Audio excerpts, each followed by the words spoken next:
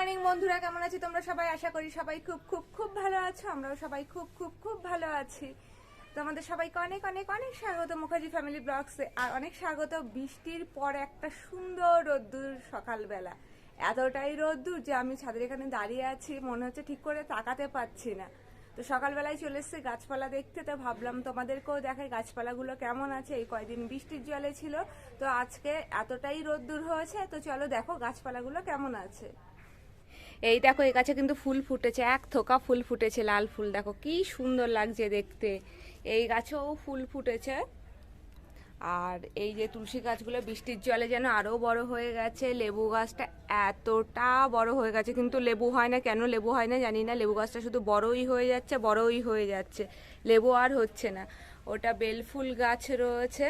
আর তার সাথে দেখিয়ে দিই আকাশটা কিন্তু এরকম হয়ে রয়েছে। দেখো কি প্রচণ্ড রোদ্দুর, আকাশটা এরকম হয়ে রয়েছে। এটা হলো গোলাপ গাছ রয়েছে, এখানে জবা গাছ রয়েছে, এখানে লঙ্কা গাছ রয়েছে, এখানে তুলসী গাছ রয়েছে।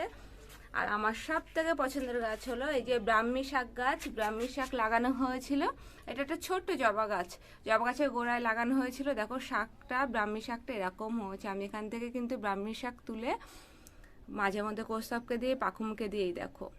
তো এই হলো ছাদের আপাতত পরিস্থিতি। বাকি গাছগুলো এই মুহূর্তে দেখাতে পাচ্ছি না, কারণ প্রচণ্ড গরম আর প্রচণ্ড রোদ্দুর, আমি তাকাতে পাচ্ছি না, তাই এক্ষুনি নিচে চলে যাচ্ছি ছাদ থেকে। তো এই ছিল আজকের গাছপালা, আর গুড মর্নিং ছিল আজকে গাছপালার সাথে। ভিডিওটা যদি ভালো লেগে থাকে লাইক শেয়ার কমেন্টস করতে কিন্তু একদম ভুলবে না। আর মুখার্জি ফ্যামিলি ব্লগসকে অবশ্যই সাবস্ক্রাইব করে রাখবে। চলো টাটা।